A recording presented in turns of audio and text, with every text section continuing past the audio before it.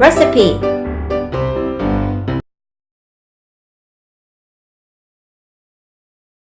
네, 안녕하세요. 셰프진입니다. 네, 오늘은 야끼우동, 오늘 밤에는 야끼우동을 만들어 보도록 하겠습니다. 네, 여기 끝여름인데 벌레가 이제 아주 극성을 부리고 있습니다. 벌레가. 재료를 쭉 지금 준비해 놨거든요. 한번 보고 갈까요?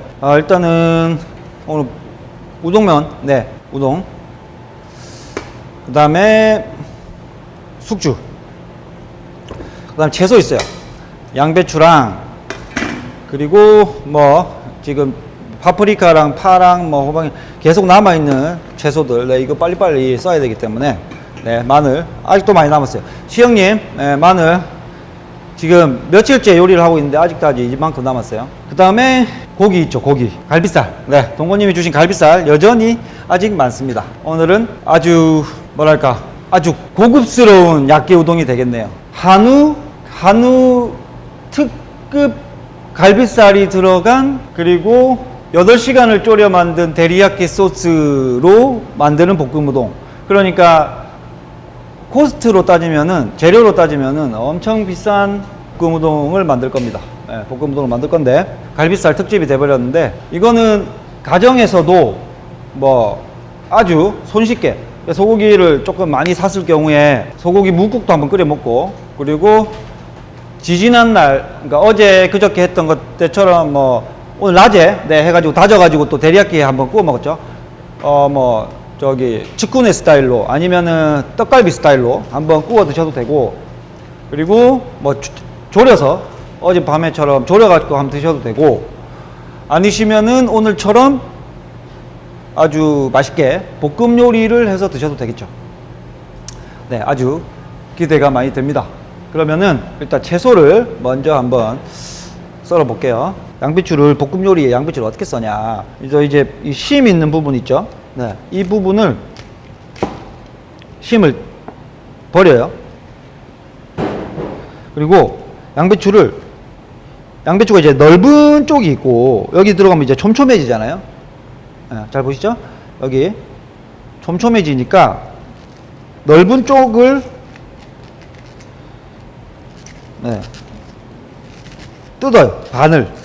얘는 양배추가 작아가지고, 그런데 다 촘촘한데 어느 정도 이렇게 뜯으면 이렇게 좁은 쪽과 넓은 쪽 이렇게 나오죠.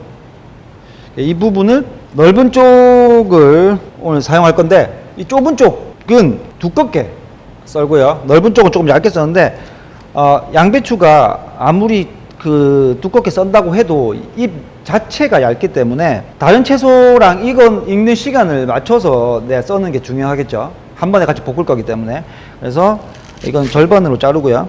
그리고 나서 여기 끄트머리 갈변한 부분은 잘라내주고, 한 요 정도 두께, 그래서 요 정도 사이즈가 나오게끔 이렇게 써시면 될 거예요. 요 정도. 그래서 너무 촘촘하지 않게 써시고요. 이제 이런 것들은 그냥 이파리를 뜯어버리시면 돼요. 뜯어버리시면 되고, 여기 이제 심 부분 있죠. 이거는 안 쓰시는 게 좋지만 만일에 버리기 아깝잖아요. 사용하실 때는 이 부분은 이렇게 자르시면 안 돼요. 왜냐면 심이 두껍게 그대로 들어가니까. 그러니까 이쪽 방향은 이 결대로 이렇게 잘라 주셔야 됩니다. 그래야 심이 두꺼운 부분이 얇게 들어가겠죠.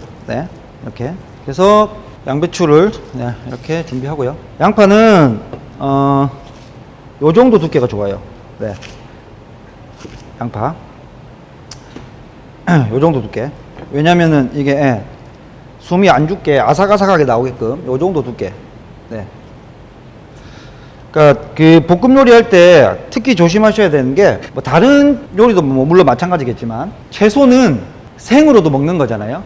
그래서 생으로도 먹을 수 있는 거기 때문에 많이 익히시면 안 돼요. 다른 요리도 마찬가지예요. 뭐 생선이든 고기든 날로 먹을 수 있는 어떤 그런 신선한 재료들은 그 재료들이 갖고 있는 수분이 충분히 올라올 수 있는 정도, 그 정도만 익혀서, 그러니까 풍미가 좋아지고 맛이 좋아지는 그 정도, 그 정도에서만 맛을 낼 수 있는 그런 그런 거를 생각하셔야 돼요. 그래서 굳이 날로 먹을 수 있는 거니까 완전히 익혀가지고 수분을 다 빼기보다는 그 재료들이 갖고 있는 수분이 충분히 도드라질 정도, 풍미가 살아날 정도, 깊은 맛이 올라올 정도만 익히시거나 조리를 하시는 게 포인트가 될 거예요. 저는 이제 그렇게 요리를 하거든요. 그래서 특히나 이제 볶음 채소나 오븐에 굽는 채소들 같은 경우는 절대 오버쿡이 되지 않게, 네. 물론, 이거 생야채예요? 라고 할 정도로 안 익으면 안 되겠죠. 그러니까 향과 맛이 올라올 정도로는 익히는데 너무 오버쿡이 되지 않도록, 네. 수분이 다 빠져가지고, 네. 그렇게 되지 않도록 주의하시고요. 파프리카도 한 요 정도, 네. 사이즈로 썰겠습니다. 파프리카 요 정도, 네. 아까 양파 사이즈랑 파프리카 사이즈는 이거 잘, 보셔가지고 한 번에 넣고 볶을 거기 때문에 재료가 익는 속도가 같아지게끔 해주시면 편하시겠죠, 일하는 게. 만일에 재료를 다 따로따로 두께를 조절한다고 하면은 볶을 때 후라이팬 안에 들어가는 순서, 재료를 넣는 순서도 이제 재료가 익는 시간과 두께에 따라 달려져야 되기 때문에 이왕이면은, 네, 한 번에 넣고 채소 같은 경우는 이제 넣는 타이밍에 한 번에 넣을 수 있도록 두께를, 네, 이렇게 맞춰서 기준을 하나 정하셔가지고 그 기준에 맞게끔 채소를 다 그렇게 자르시면 될 거예요.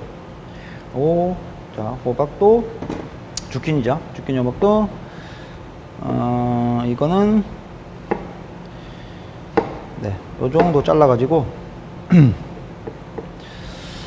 요 정도 두께로 한번 잘라보겠습니다. 요 정도. 또 뭐가 있지? 짜투리 남은 게? 예, 가지 있네요. 가지 요 밑둥만 남은 게 낫네. 가지도, 네, 이렇게 잘라서 넣고요. 그 다음에 파는, 네, 요렇게 썰겠습니다. 그 다음에 마늘도 남았으니까 마늘 좀 넣어줄게요. 마늘은, 예, 아주 얇게 채칩니다. 이 슬라이스, 네. 볶은 마늘이 맛있기 때문에 먼저 볶을 거기 때문에, 네, 따로 넣어줄게요. 자, 채소 준비는 이렇게 다 했습니다. 그 다음에 고기를 준비해야 되겠습니다. 고기는, 네, 고기도마를 빼가지고 할게요. 고기가, 네, 자, 아주 좋죠. 아주 좋아요. 근데 오늘은 이 갈비살을 어떻게 사용할 거냐면은 막 있죠. 네, 이거는 오늘은 한번 위에 거는, 네, 여기 위에 거 있죠. 이 위에 거는 한번 걷어야 돼요. 걷는데 고깃집에서는 보통 이렇게 칼 이렇게 넣어가지고 이거 벗기잖아요. 예? 뜯어가지고 칼 넣어가지고. 근데 저는 고기도, 네, 이렇게 벗깁니다. 자, 보세요. 고기도 광어 껍질 벗기듯이 이렇게 벗겨요. 그럼 어때요? 네, 잘 벗겨집니다. 그렇게 살이 많이 안 묻어나게, 네, 쉽게 벗겨지거든요. 이렇게 칼 넣어가지고 보통 고깃집에서, 네, 안심 같은 거 크게 옛날에 저도 이제 스테이크 할 때는 칼을 이렇게 넣어가지고 이거를 결 반대로 이렇게 당기잖아요. 네, 이렇게 당기면은 다 껍질이 벗겨지죠. 네, 이 막이 다 보통 스테이크 할 때 다 벗겨 쓰잖아요. 근데 이것도 생선 껍질 벗기듯이, 네, 벗겨 쓰시면은 아주 편합니다. 한 번에 쭉쭉 벗겨지거든요. 검은 것만 벗기고 이쪽도 칼 넣어가지고요.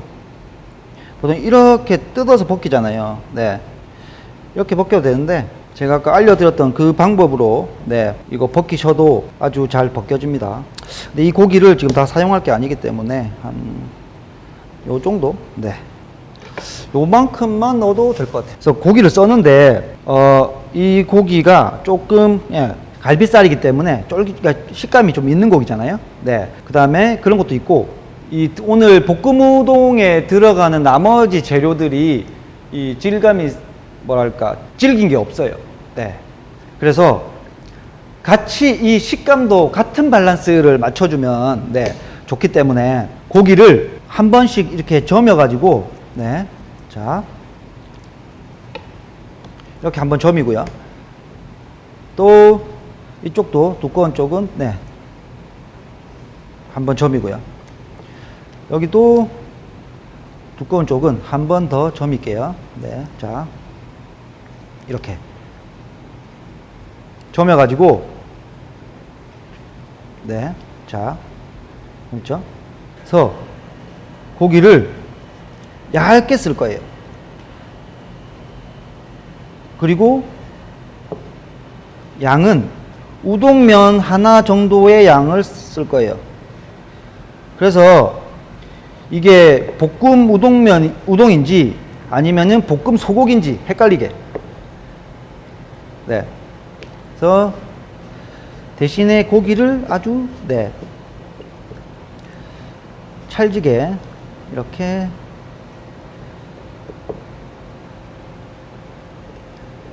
나중에 그 면을 씹었을 때 같이 이렇게 부드럽게 씹어 가지고 넘어갈 수 있을 정도로 네, 아주 얇게 잘라줍니다. 그때 말씀드린 대로 고기도 이렇게 당겨 쓸면 편해요. 그래서 딱 그죠? 보시죠? 우동면 하나 기준이에요. 면과 고기가 1대1 정도 양이 되게끔.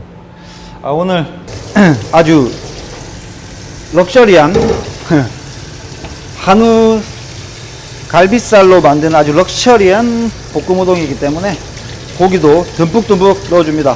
네, 듬뿍듬뿍 넣어주고요. 도마를 그래도 한번 닦고 가야 되겠죠? 고기를 자른 거니까 네, 도마를 한번 닦고 가야죠. 근데 이거 주방에서 일하실 때 중간중간에 이거 중간중간 정리를 해가면서 일을 하면은 일이 계속 줄거든요.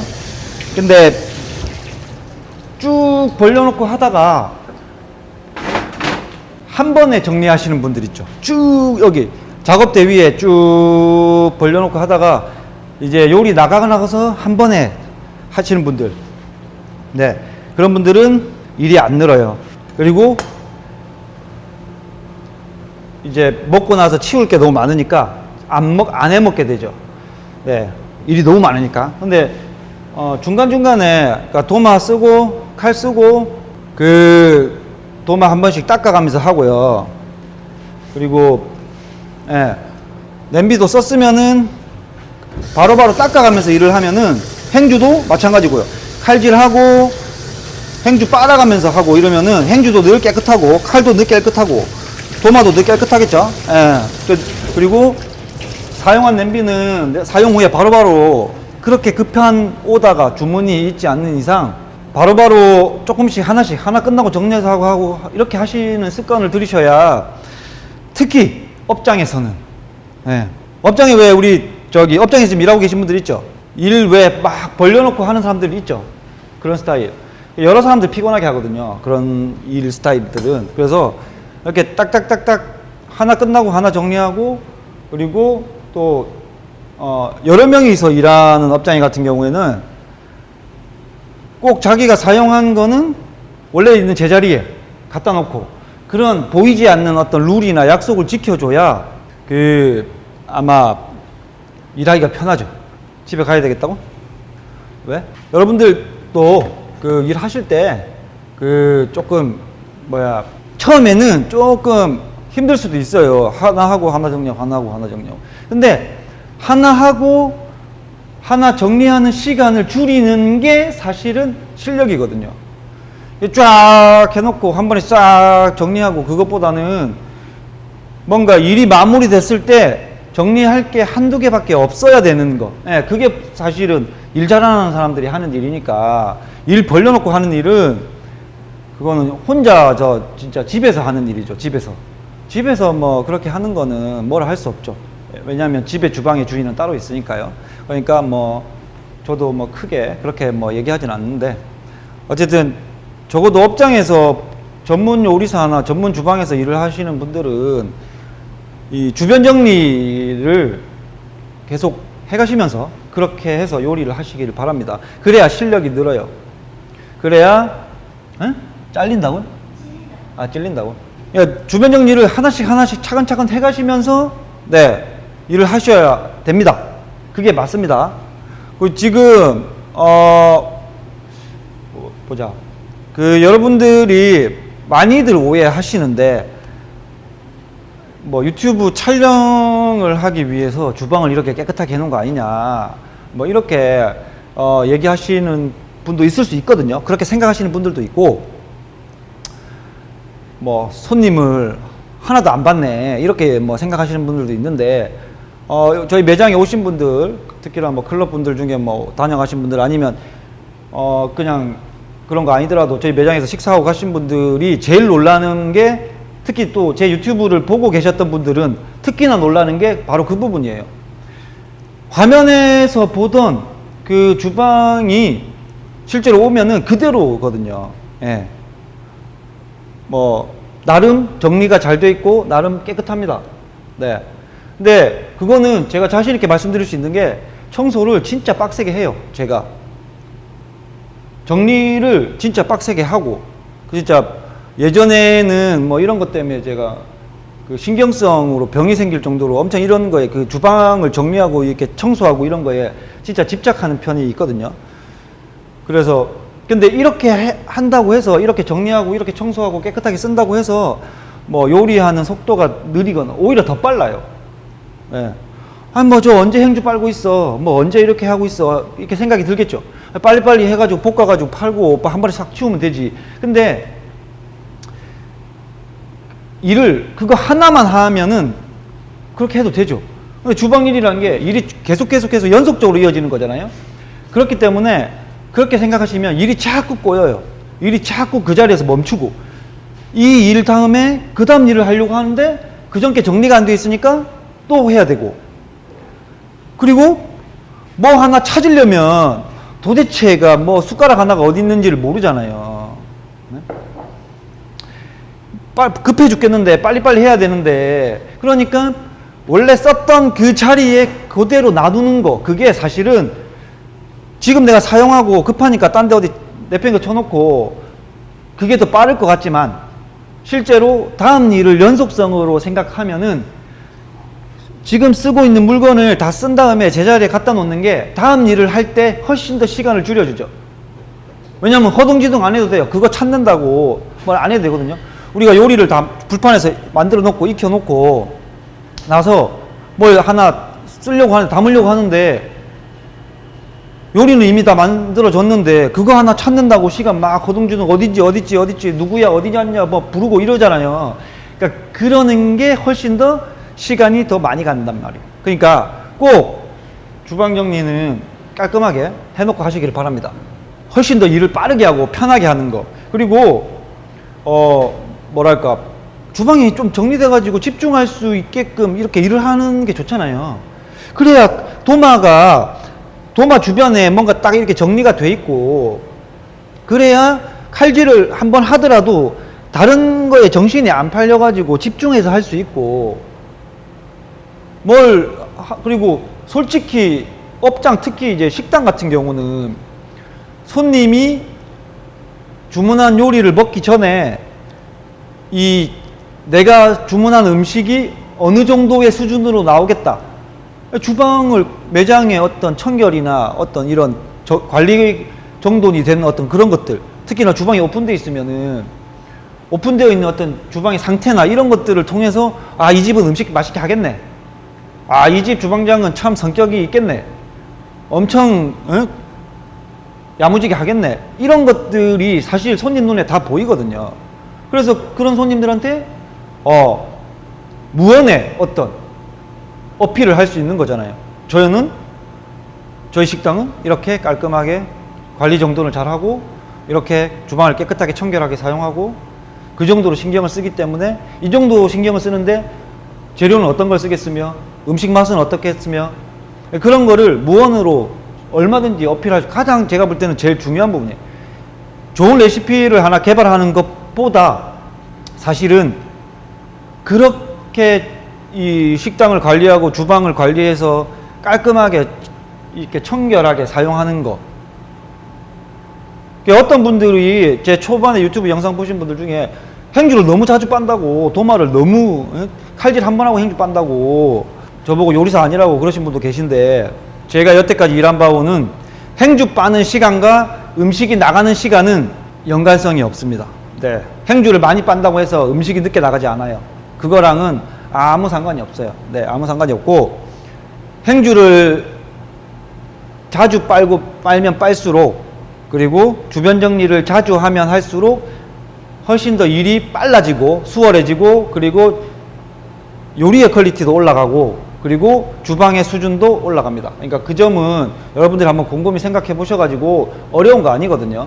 내일이라도 매장에 가셔가지고 주방 정리를 하시고, 도마가 조금 들어오면 세척도 좀 하시고, 그리고 작업대 위에 내가 아주 간결하게 사용할 수 있고 아주 집중해서 일할 수 있는 딱 효율성 있는 동선을 만드셔가지고 작업장 위에도 작업대도 정리하시고, 네, 냉장고에 들어가 있는 냉장고도 한번 정리하시고, 일단은 요리를 하기 전에 정리정돈을 먼저 해서 이 뭐랄까 머리를 네, 가볍게 해주는 거 되게 중요한 부분입니다. 네, 되게 중요한 부분이니까 여러분들도 꼭 내일부터라도 하나씩 조금씩 정리해 가시면서 하시면은 한 일주일 정도 지나면은 주방이 번쩍번쩍 해질 거예요.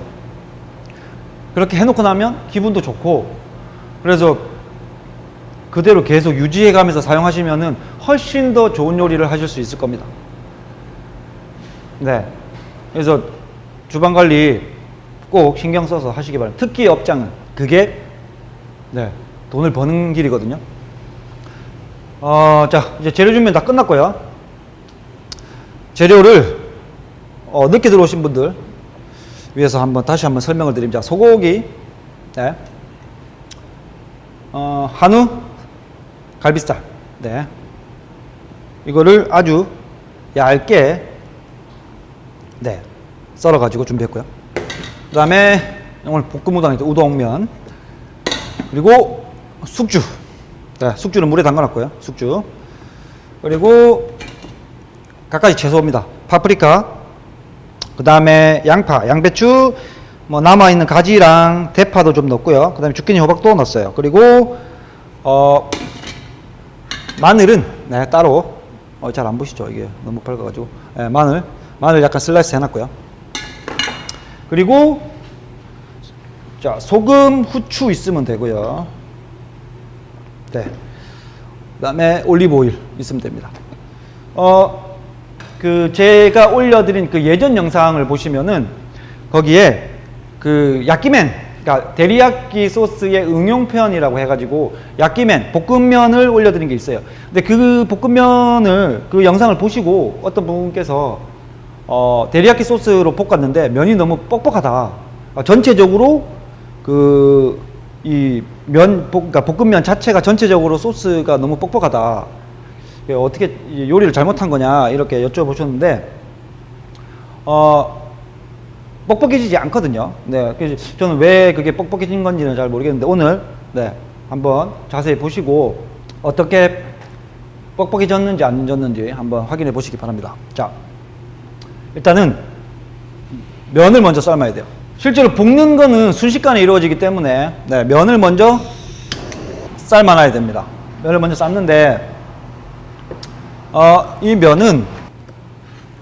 이 면은 여러분들 아시겠지만 냉동면이기 때문에 네, 물이 끓지 않아도 바로 넣어줘요. 처음부터 넣고, 그리고 냉동면을 사용하실 때 한 가지 팁을 드리면은, 냉동면 같은 경우는 그 냉동하는 과정에서 하얗게 생겨 있는 부분이 있어요. 투명하지 않은 하얀 밀가루가 그대로 있는 면이 있거든요. 면 중간중간에 그런 면들이 있어요. 그래서 그 하얀색 밀가루 부분이 투명해질 때까지, 그러니까 한번 삶아 놓은 냉동면이라고 할지라도 투명해질 때까지 면은 계속 삶으셔야 돼요. 그 부분이 되게 딱딱해지기 때문에 냉동면을 사용하시더라도, 그 삶아 놓은 냉동면을 사용하시더라도 꼭 그 부분은 네, 투명해질 때까지 꼭 예, 삶으셔야 됩니다. 네, 삶으셔야 되고, 면이 익으려면 그죠, 그래도 물이 끓어서 면이 익으려면 그래도 한 3분? 3, 4분? 네, 정도 걸리겠죠. 자, 면이 익는 사이에, 그 사이 한 3분? 네, 3분 정도 되는 사이에 혹시 질문 있으십니까? 아, 데리야끼 소스. 오늘 볶음 우동에 들어가는 데리야끼 소스는 그 제가 데리야끼 소스 영상에서 올려드린 그 소스인데요. 농도가 제가 어느 정도의 농도로 그 졸이냐. 자, 보세요. 카메라로. 어우, 이 데리야끼가 만드신 분들은 아시겠지만 진짜 맛있어요. 농도가, 자, 보이세요?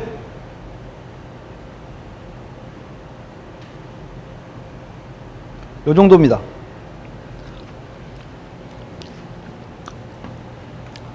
네, 이 정도 농도로 졸이셔야 돼요. 근데 그 데리야끼를 이제 처음 이렇게 이런 졸여서 만드는 스타일의 데리야끼를 처음 만들어 보시는 분들이 이제 조금 헷갈릴 수 있는 게 뭐냐면은 그 졸이고 난 그 직후는 데리야끼가 뜨거울 때잖아요. 그래서 그 데리야끼가 이렇게 식었을 때의 농도를 계산하고 졸여야 돼요. 근데 대부분 많이 실패하는 게 그 끓었을 때, 그러니까 데리야끼를 졸이는 제일 마지막 순간에 데리야끼의 온도가 높았을 때 그때의 농도를 생각하고 졸여버리시면은 엄청 돼지죠. 엄청 돼져요. 네.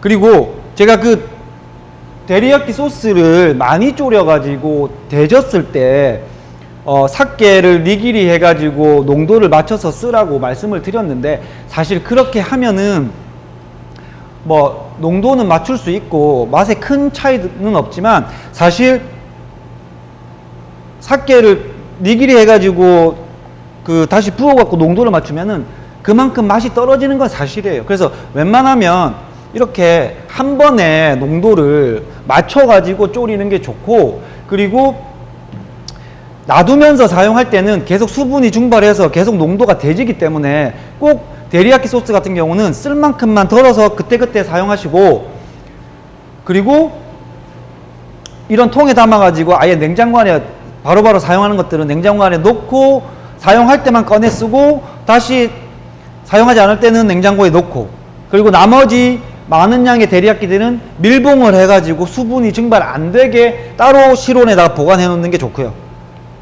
네. 웬만하면은 한 번에 농도를 맞춰 쓰는 게 좋아요. 좋고, 꼭 이렇게 뜨거웠을 때랑 나중에 이렇게 식었을 때, 네, 이 식었을 때의 온도를 계산해서 그 농도를 예측해가지고 졸이셔야 되는데, 그 데리야끼 영상 보시면은 냄비에서 뜨거울 때 지금은 뭐랄까 시속으로 따지면은 10kg 수준으로 이렇게 쭉 이게 뭐 10kg가 정확히 맞는지 모르겠는데 어쨌든 느낌상 체감 느낌상 10% 정도가 쭉 떨어졌잖아요. 그러면은 데리야끼를 처음에 다 졸이고 났을 때는 한 30kg 속도로 쭉 내려야 돼요. 예. 그러니까 조금 묽어야 돼요. 그래야 그게 식어서 나머지 남아있는 수분이 다 증발하고 나면은 이렇게 돼지는 거거든요. 예.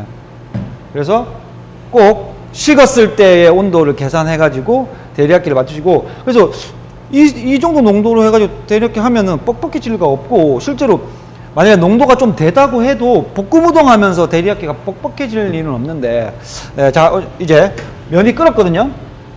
그래서 한번 제가 볶아 볼 테니까 여러분들도 이렇게 뻑뻑해지시는지 안 뻑뻑해지시는지 한번 보시고요. 면은 자 이렇게 보시면 제가 아까 말씀드린 부분이 뭐냐면, 자 이렇게 보시죠. 여기 보이세요? 보이시나요? 어디? 보이세요? 화면 잘 색깔이 잘 안 보이죠? 여기 흰색이 있어요. 흰색. 요 흰색, 예, 밀가루가 그대로 묻어 있는 이 흰색 부분이 있거든요. 예, 요 흰색 부분. 예, 이게 다 익어야 돼요. 예. 이게 불투명해질 때까지, 그러니까 투명해질 때까지, 윤기가 날 때까지 계속 끓여야 됩니다. 그냥 이게 삶아있는 냉동면이라고 해서 바로 이제 물 끓으면 바로 빼시면 안 돼요. 딱딱해요. 이 부분, 밀가루 부분이 그대로 있습니다. 네. 아시겠죠? 그 참고하시고요. 그게, 면마다 조금 달라요.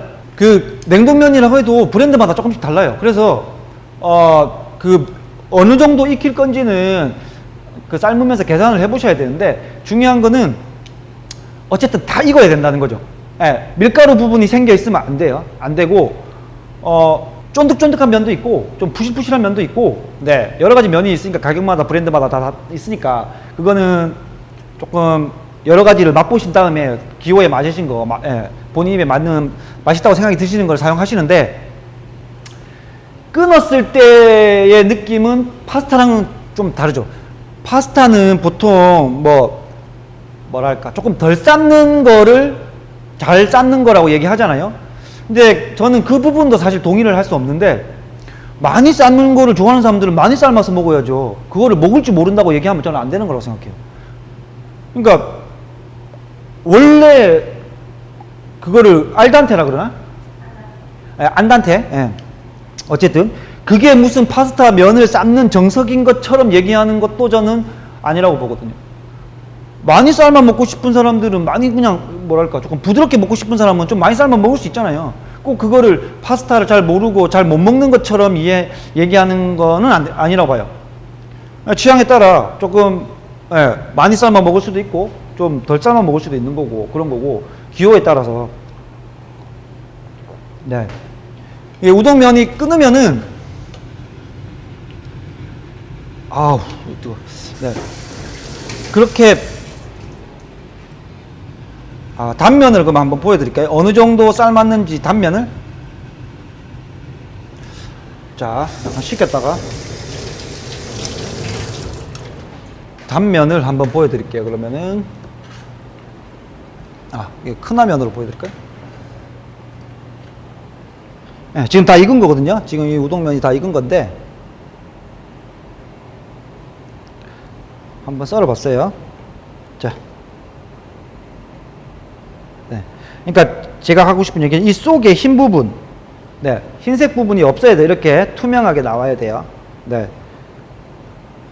이 면이 되게 쫄깃쫄깃한 면이거든요. 네, 이렇게 떡처럼, 떡처럼 되어 있는 면이에요. 이 면이, 이 특성이 되게 맛있는 면이라서 잘 불지도 잘 끊어지지도 않는 그런 면이거든요. 네. 자, 그러면은 이제 본격적으로 면이 다 삶아졌기 때문에 본격적으로 한번 볶아 보도록 하겠습니다. 일단 팬에 볶음팬에 불을 올리고요. 아주 순식간에 짧은 시간 안에 이루어지기 때문에 후딱 진행합니다. 일단 저 같은 경우는 올리브 오일을 두릅니다. 네. 올리브 오일을 조금 저는 넉넉히 두르고요. 자, 그리고 마늘 먼저 넣어줄게요. 자, 그리고 소고기. 네.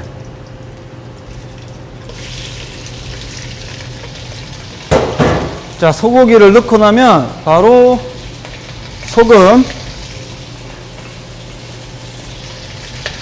그리고 한번 뒤집고 나서 후추.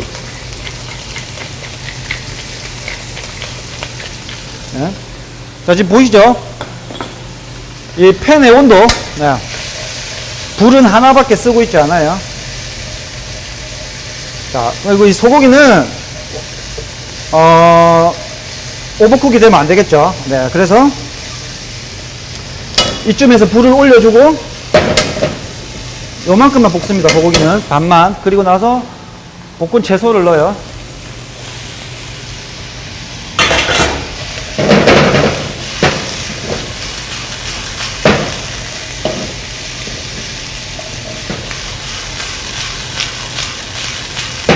네.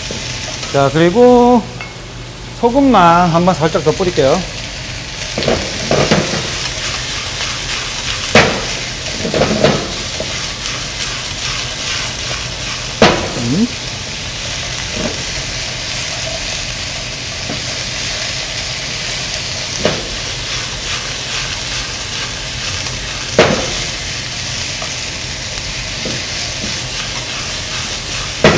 자, 그리고 여기서 면을 넣습니다. 네, 면은 물기를 쫙 빼가지고 넣고요.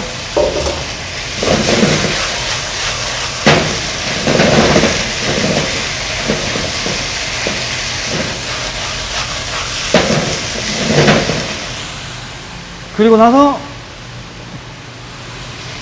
데리야끼 소스를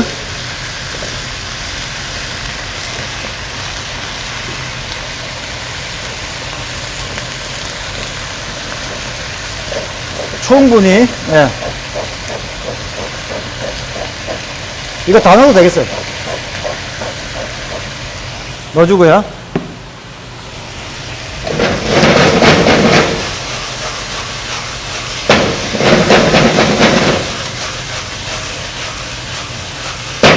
그리고 마지막에 숙주.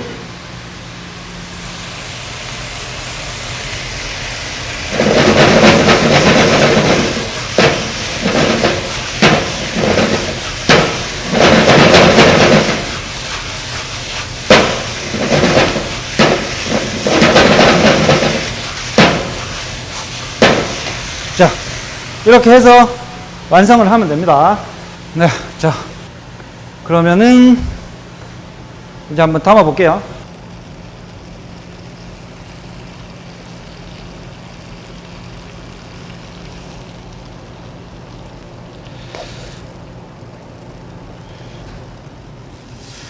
카메라가 있어가지고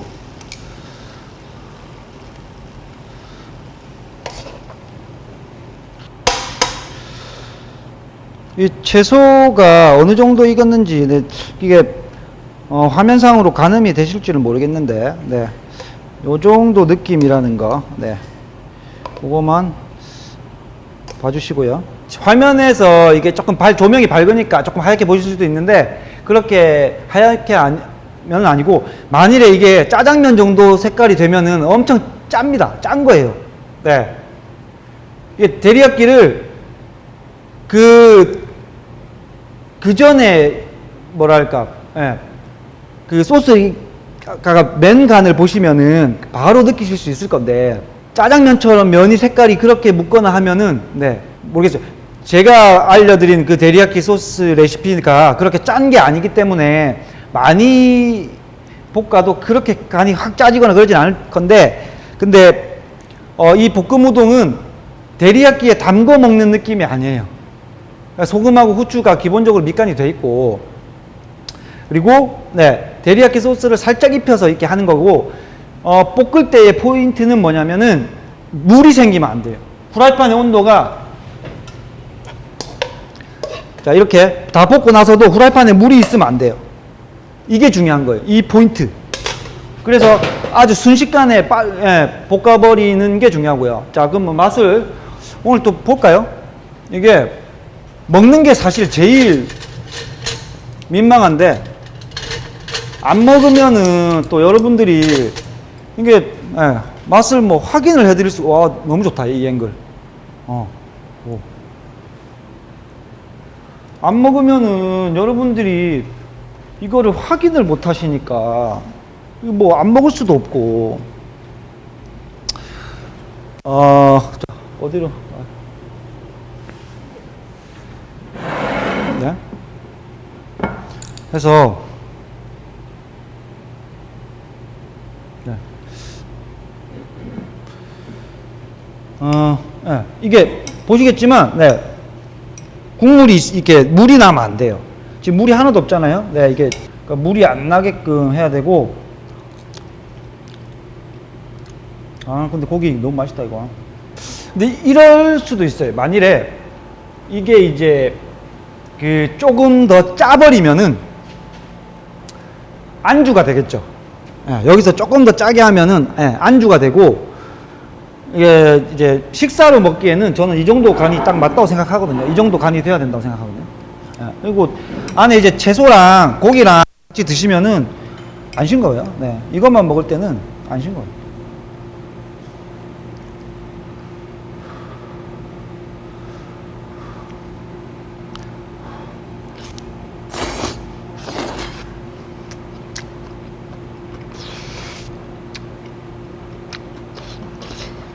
채소가 씹히는 소리가 전달이 되는지 모르겠네.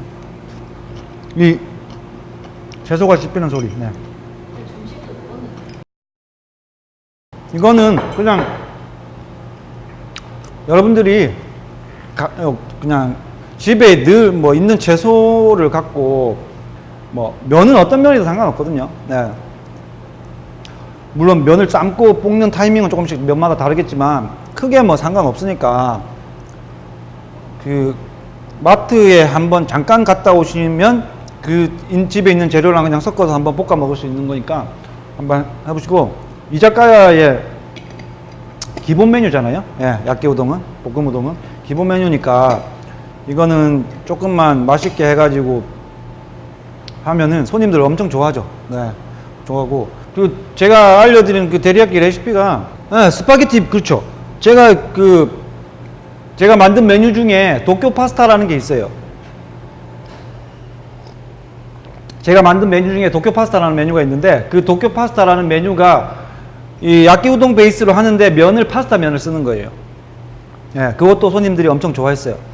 예, 그렇게 응용해서 사용해 보시면은 아마 되게 좋을 거고, 업장에서도 되게 괜찮을 거예요. 괜찮을 거고, 고기 뭐 소고기, 저는 지금 소고기가 있으니까 사용하는데 소고기, 돼지고기 상관없고, 채소도 뭐 기호에 맞게끔 아무거나 써도 상관없고요. 그런 거니까 또 진짜 데리야끼 소스만 하나 맛있게 만들어 놓으면은, 데리야끼는 활용도가 너무 많잖아요. 오뎅도 볶아 먹을 수 있고, 양파만 솔직히 볶아 먹어도 맛있거든요.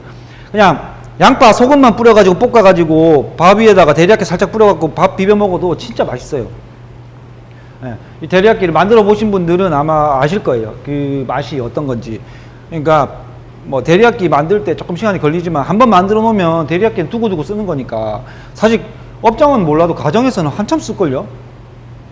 예, 그러니까 그런 느낌으로 이렇게 하셔가지고 뭐 밑반찬 할 때도 사용하시고, 고기 같은 거 바로바로 볶아서 드실 때도 사용하시고, 네, 그렇게 하시면 될 것 같아요. 지금 저도 저걸 이제 먹어야 되기 때문에 지금 뿌레리가 지금 혼자 다 먹고 있거든요. 그래서 얘기를 오늘 여기까지 하고, 오늘 셰프진 키친 라이브는 제가 클럽 방송을 하고 그리고 따로 이제 쿠킹 클래스를 하는 시간 외에는 계속해서 셰프진 키친 라이브를 계속 할 겁니다. 할 거기 때문에 근데 이제 제 스케줄에 따라서 조금 달라질 거라서 특정한 날짜를 이렇게 고정할 수 없는 거는 제가 죄송하게 생각하는데, 그렇기 때문에 이 셰프진 키친 라이브 방송을 라이브 시간에서, 물론 제가 이거를 편집해서 따로 못 보신 분들을 위해서 올리겠지만, 이 라이브 시간에 저랑 호흡하면서 요리를 해보실 분들은 꼭 알람을 설정해 주시면은 아마 라이브에 참여하시기가 편하실 겁니다. 그래서 앞으로 셰프진 키친 라이브 시간에 계속해서 제가 많은 시간을 들여가지고 많은 요리를 여러분들과 함께 할 수 있도록 하겠습니다. 오늘 고맙습니다.